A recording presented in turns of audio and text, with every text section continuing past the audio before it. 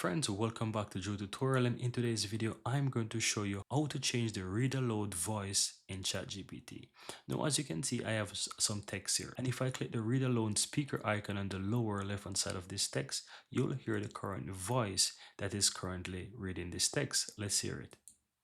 ChatGPT is an AI language model developed by OpenAI that aims to understand and generate. And there you have the voice. But what if I want to change this voice? Very easy.